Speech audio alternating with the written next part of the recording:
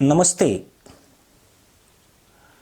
दुनिया में 4 देश ऐसे हैं जिन्होंने हर संकट में भारत से दोस्ती निभाई है।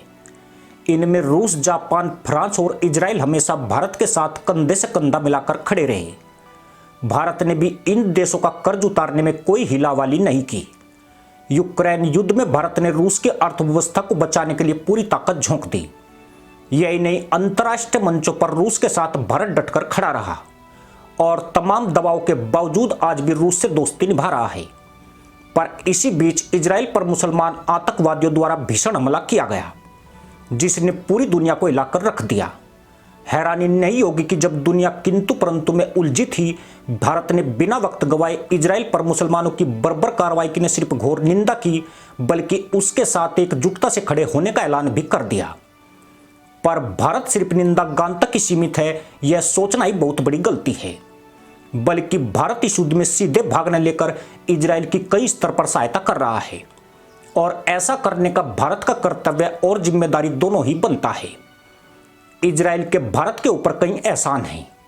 1999 में कारगिल युद्ध के दौरान अमेरिका ने अपने सैटेलाइट की सर्विस भारत को देने से इनकार कर दिया था। उस दौरान इजराइल ने अमेरिकी दबाव को दरकिनार करके भारत को लेजर गाइडेड बमों की खेप की आपूर्ति की थी, जिसके बाद कारगिल की पहाड़ियों पर छुपे पाकिस्तान के मुसलमान आतंकियों को नेस्तनाबूद किया जा सका था। इजराइल और भारत के बीच रक्षा कारोबार $1.5 अरब से ऊपर पहुंच चुका है और उसने भारत को अपनी टेक्नोलॉजी मुहैया कराने में कभी नानुकर नहीं की। फाइटर एयरक्राफ्ट को अगर छोड़ दे तो इजराइल ने भारत को कई अहम हथियार उपलब्ध कराए हैं। मौजूदा समय में Israel missile, anti missile system, UAV, टो लेने वाली तकनीक, इलेक्ट्रॉनिक वारफेयर सिस्टम, हवाई जहाज में इस्तेमाल होने वाली तकनीक और गोला बारूद इजराइल बड़ी मात्रा में भारत को मुहैया करा रहा है। दोनों देशों के बीच हुए समझौतों में से ज्यादातर इन्हीं सैन्य उत्पादों से संबंधित होते हैं।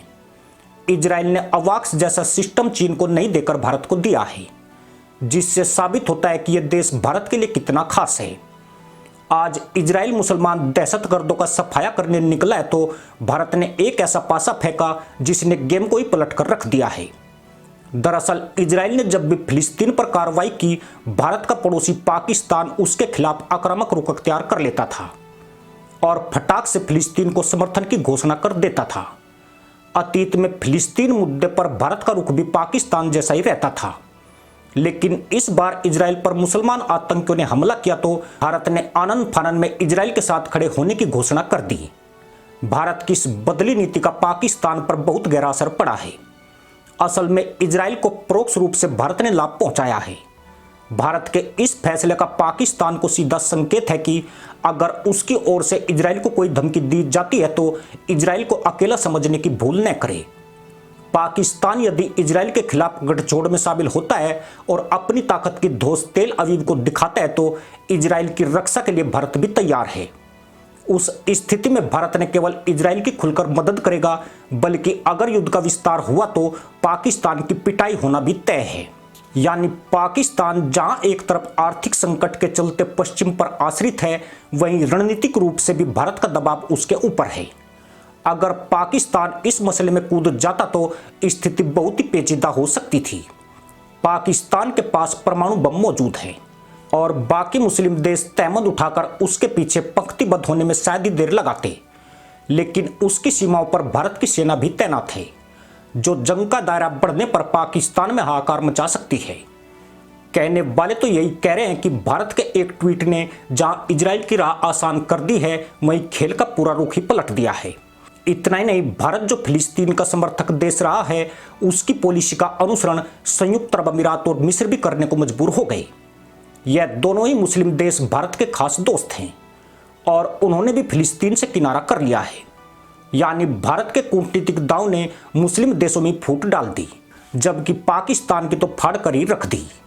अगर भारत ने पहली बार इजराइल के साथ एकजुटता दिखाई तो यह भी पहली बार हुआ जब 57 मुस्लिम देशों का संगठन OIC और अरब लीग के 22 देश इस बार बटे बटे नजर आए। वजह यही रही कि जो भारत फिलिस्तीन मामले में इनके साथ खड़ा नजर आता था, इस बार वो इनके साथ नहीं था। यही नहीं, हमास की क्रूर कार्रवाई के कारण चीन और रूस भी इस मुद्दे से दूरियां बनाते दिखाई दिए। ऐसे में ईरान ने चौकड़ी भरने की कोशिश की, जिसके बाद वह मुस्लिम देशों के चक्कर में अपनी लुटिया डुबो गया। असल में ईरान को भी मुसलमानों का रहनुमा बनने का शौक चल रहा है। उसे लगता था कि गाजा जंग में मुस्लिम देश उसके सुर में सुर मिलाएंगे और ईरान का सिक्का मुसलमानों पर चल जाएगा। लेकिन जब दुनिया हमास के खिलाफ उठ खड़ी हुई तो मुस्लिम देशों ने धूर्त मुल्ला पॉलिसी लागू कर दी और अपने मुंह पर पट्टी बांध ली। अब ले देकर ईरान रह गया है और उसने इन मुस्लिम देशों के भरोसे इजराइल व अमेरिका से दुश्मनी मोल ले ली है। कहा तो यही जाता है कि अगला नंबर ईरान का ही आने वाला है और अरब देशों ने जानबूझकर ईरान को इजराइल अमेरिका के निशाने पर ला दिया है। अरब देश इजराइल से दोस्ती ही ईरान के डर से कर रहे थे। यह अरब मुल्क चाहते हैं कि ईरान तबाह हो जाए। उनके लिए दुनिया में सबसे बड़ा दुश्मन ईरान ही है और बैठे बिठाए उन्हें यह मौका हाथ लग गया है और ईरान दगाबाज मुल्लाओं की चाल में आकर बुरी तरह फंस गया है। ईरान को इजराइल पर हमला करने के लिए जॉर्डन और इराक और सीरिया के एयर स्पेस की जरूरत पड़ेगी, लेकिन सीरिया को यूएई ने चुप करा दिया, जबकि इराक और जॉर्डन ने इस जंग से खुद को अलग कर लिया। वहीं सऊदी अरब ईरान को सूली पर चढ़ाकर अपने काम धंधे में लग गया।